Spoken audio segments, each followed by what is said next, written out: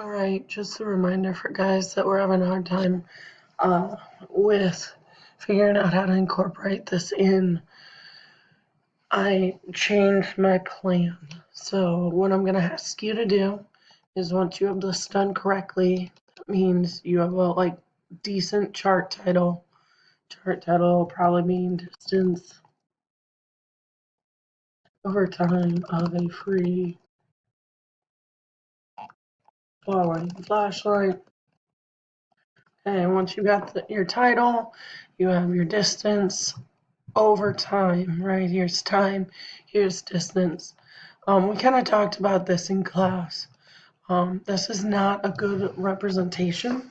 So this is one of those where you would mark like your discrepancies or your errors, which in this case is most likely an error of like setting up um, your particle graph, right? When you clicked on your object as it fell down the wall, some of your clicks were a little inaccurate because what this graph here is showing is almost a linear movement, all right? And as you guys have kind of started to see, you should have the distance between each of these dots should be getting bigger and bigger, which means the first dot would go here, the second dot will go here maybe, but then this next dot should come up a little bit. The next dot should come up. The next dot. I commented on a lot of yours. That turned out all right. So hopefully you have at least one that shows a really nice quadratic form. We won't necessarily calculate the slope as it's constantly changing, but theoretically, you'll be able to solve for distance using that 1/2 GT if it were in perfect form and there were no air friction. Okay, so what the heck are we supposed to do with this? Well, you already have your distance over time, so you have a couple of choices. You could grab the snipping tool down here. Voila. I have it tagged or pinned to my taskbar. For me, I don't know if it's different for you, but you can right click and say pin to taskbar. I don't know if you can see this because part of me went away, but I have it pinned. So this is an awesome tool that we use all the time. Okay, so here we go. You could either do this, whoosh, get this whole chunk. Some of you guys weren't as neat with organizing your data / your graph. And then you could save this. So Control S, I'm saving it in my physics folder.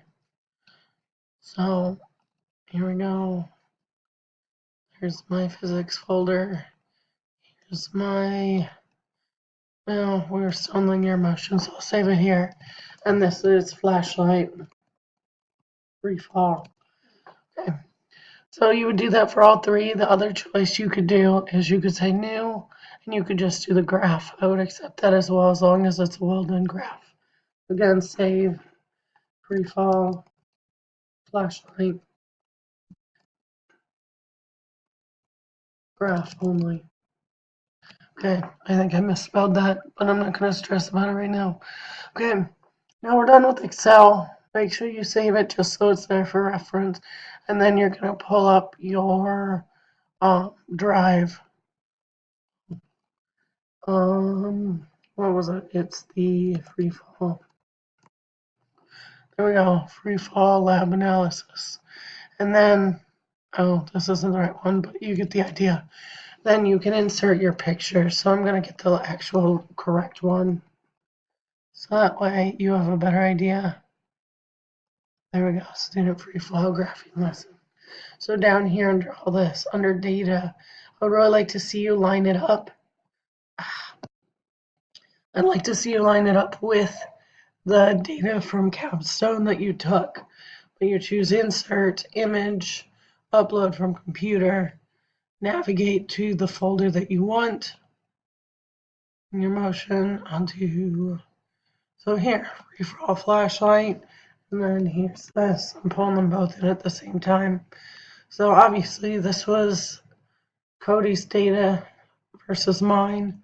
But as you should see, the spacing between my red marks got larger and larger here.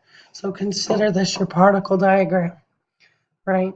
So it's a motion diagram because you visually see it, kind of, you don't see it marked every single time. But there's the kind of idea. Right, then you go to Canvas and you find your analysis questions. So you still have 3 analysis questions to cover. I want you thinking about what this is about because we're going to write a culminating conclusion about this and other labs that we do that explains and demonstrates how motion is represented in a graph. So here we go, Freefall Lab. And if you go to Freefall Lab now, here are your 3 analysis questions. So you can literally, if you want, just copy and paste.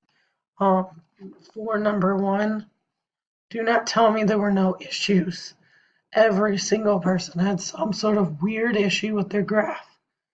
If you deleted a point because it was completely messing up your graph, mention it.